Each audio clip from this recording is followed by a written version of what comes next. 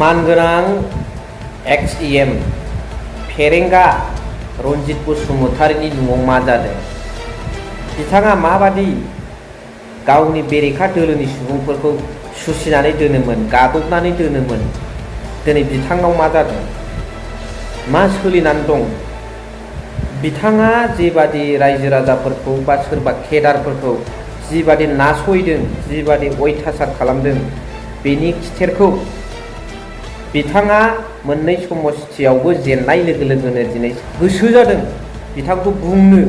बिथांनि बै समाव सुसिनाय, नासयनाय, रायजो राजाफोरखौ नासयनाय, सोरबा केटारखौ नंथारैखौ सोरखौबा बुहोनाय, सोरखौबा जेलाव जोबहोनाय, सोरखौबा नंथारैखौनो जेलाव बेसेबांबा गोबाव जोबहोनानै दोननाय, बेफोरबायदि नासयनायखौ हब्रा हब्रा बुंनो गोसो जादों।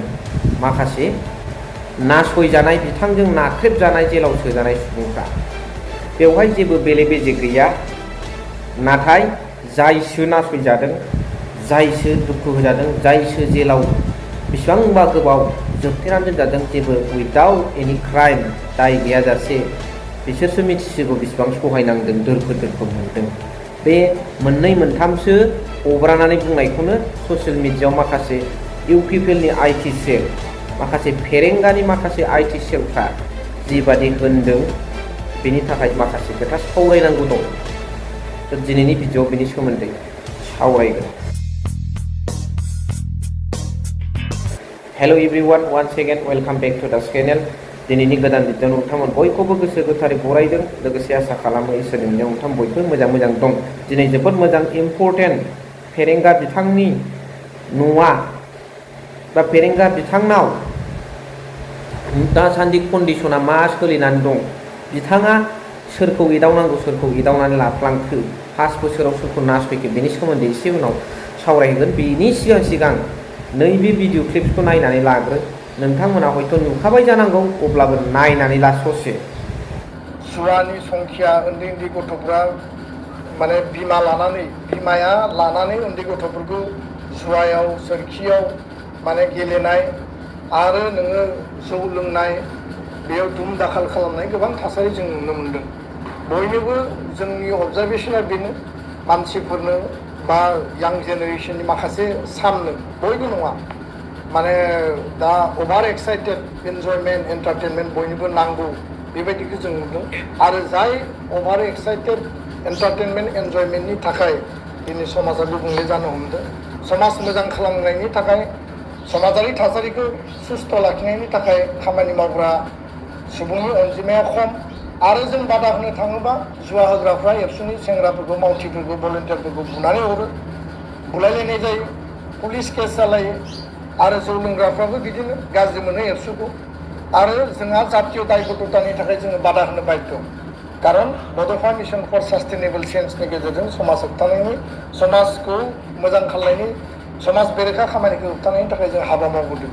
दा दुर्भाग्यआ बेनो जे एबसुआ बादा होनो थाङोबा, समाज आरो हारिखौ मोजां खालामनो नागिरोब्ला, फाहामनो नागिरोब्ला एबसुनि सायाव आक्रमण जायो, एबसुखौ गाज्रि मुं सुयो। दा बयनिबो एन्जयमेन्ट, एन्टारटेनमेन्टखौ नांगौ, जों बेखौसो नुबाय जे अपेनलि जौ लोंनो मोननांगौ, अपेन जुवा गेलेनो मोननांगौ, अपेन ड्राग्स जानो मोननांगौ, अपेनलि नोङो बाइकआव गाखोनानै बायदिसिना माने जायखौ समाजाव सोलिया, जायखौ समाजाव नुनाङा, गाज्रि माने बायदिसिना गाननाय जोमनाय, माने जिफोर खान्थिफोर। आरो जों इभेन नुदों जे माखासे लाइमोनफ्रा एबसुखौ सोंखारिदों जे माने बाइकआव गाखोनो होआ, ओरै थांनो होआ, ओरै गाननो होआ, ओरै जानो होआ, माने एन्जयमेन्ट आरो एन्टारटेनमेन्टनि दा मोनसे मेसिभ माने कम्पिटिसन, रेस जानाय बायदि जों नुदों। आरो बेजों बर' समाजा, बर' हारिया सेकेन्ड पान्जाब, सेकेन्ड नागालेण्ड जानायनि लामायावसो जों नुगासिनो दं। आरो बेखौ लानानै दुलाराय बर' फरायसा आफादा जोंनि हाबाफारिया कन्टिनिउ थागोन। नुनो मोनबाय। बेनिफ्राय मा बुजिखो? मोनसे संगठनखौ, दुलाराय बर' फरायसा आफाद बादि बेकबन अर्गानाइजेसन अफ दि बड'स, बेबादि मोनसे संगठनखौ सोर जौ लोंग्राफ्रा बुनो हाफेरखो? सोर खेला होग्राफ्रा, जुवा होग्राफ्रा बुनो हाफेरखो? सम्भब नङाना बेथ'। दुलाराय बर' फरायसा आफादाव बिबान लानाय सुबुंफ्रा मोनसे आफादारि बेन्दोंजों खाजानानै दोनो। आरो बे आफादनि सुबुंखौ आखाइ होनायाव एबा आखाइ होनो सोर साहस जानांगौ?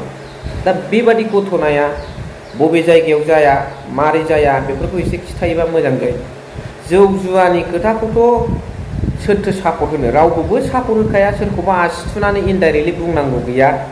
जौ जुवा दासो बाग्रांबाय, UPPL जेननायखाय जौ जुवा बेरायनाय बा दिनै दुलाराय बर' फरायसा आफादनि सोद्रोमाफोरखौ बुबाय, BPF दोलोनि दादागिरि सोलिबाय, BPF देरखानायखाय माखासे दादागिरि जौ जुवाया फैफिनबाय, बेखौसो बुंनो नागिरदों नामा दिपेन बर' बिथाङालाय? बेखौसो बुंनो नागिरदों नामा? आरो बे नङा जे जौआ जाहैबाय थांनाय सेन्ट्रेलनि दुलाराय बर' फरायसा आफादनि कनफारेन्सआव बियो दतमायाव खुंजादोंमोन। बे दतमायाव नैबे लामा जिङाव बेसेबां जौ बेदर मेलाफोरबादि बेसेबां फाना? मा बेफोर मा जौआव गोलैयामोन नामा? अथ'स' मेलाफ्राव होनायफ्रा आलादा खोथा, बेफोरखौ एसे एनै बुंजायो। नाथाय दुलाराय बर' फरायसा आफादनि सेन्ट्रेलनि कनफारेन्सआवहाय बे दतमायाव खुंजादोंमोन, बेवहायबोदि गोबां जौ बेदर मा जानो मा लोंनो होदों, बेफोरखौ मा नुवाखै नामा दिपेन बर' सारा? दा बिथांनि मावथिफ्रा दा बेफोरखौ बुङोब्ला एरखांलायनाय जायो। बेखायनो बबेखौबा इंगित खालामनानै सोरनिबा माइनास जानाय पइन्टखौ रायजो राजाफोरनिफ्राय सोनानै होस्लायस्लाय गावबागाव डिउटि गावबागाव मावनांगौ बिबान हिसाबै जाबादि हारिनि थाखाय मावनांगौ बेखौ मावोब्ला साबसिन जायो, बयबो गोजोननाय मोनगोन। नाथाय सब समय मोनसे राजखान्थियारि दोलोखौ नोजोर बोनानै बेखौ गोजौआव दैखांनाय, बबेबाखौ गाहायाव दोननायनि नोजोराव जुदि बुंबाय थायोब्ला रायजो राजाफ्राथ' बुजिगैला।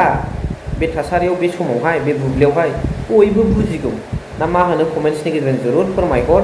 लोगोसे फेरेंगा XEM बिथां सारा नोंसोरनो मिथिखागौ रायजो राजाफोरखौबो माबादि बिथाङा सुसिदोंमोन, माबादि बुग्लुं बुसि खालामदोंमोन।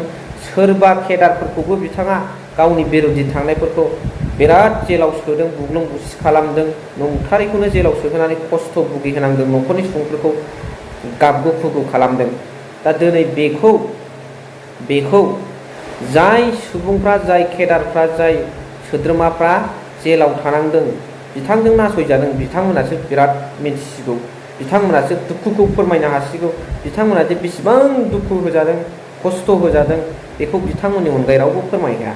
बेनिखायनो बे दोरफो मोननायखौ बिथां जेननाय लोगो लोगोनो रागाजों धिक्कारजों माखासे खोथा होख्रावनाय खोथा ओंखारदों। नाथाय बेखौ माखासे फेरेंगानि IT सेल, UPPL नि IT सेल माखासे सुबुंफ्रा बायदिसिना लिरनानै होदों। नाथाय बै जाय सुबुंफ्रा फेरेंगाखौ दुखुजों धिक्कारजों रागाजों होख्रावदों, बिथांमोनासो मिथिगौ फेरेंगाजों बेसेबां नासयजादों। नों आं सोरबा आयाराम गयारामफ्रालाय मा मिथिनो? दा बेखायनो बिथांमोना दुखुजों रागाजों धिक्कारजों खस्थ' मोननांनायखौ, बिसि फिसा गाबस्रावहोनायखौ रागा जोंनानै खनसे खननै होख्रावनानै बुंहरनायखौनो दिनै IT सेलफ्रा, UPPL नि IT सेलफ्रा, फेरेंगानि फिजानाय IT सेलफ्रा बायदिसिना लिरनानै दोनदों। दा बेनि सायाव खोथाखौ आं माखौ बुंदों, बे इंगितखौ हयथ' आंनि नायगिरि नोंथांमोन आरो रायजो राजाफ्रा बुजिखाबाय। कमेन्ट्सनि गेजेरजों जरुर फोरमायहर। आं नेनानै थागोन। थेंक इउ भेरि माच फर वाचिं। लाभ इउ।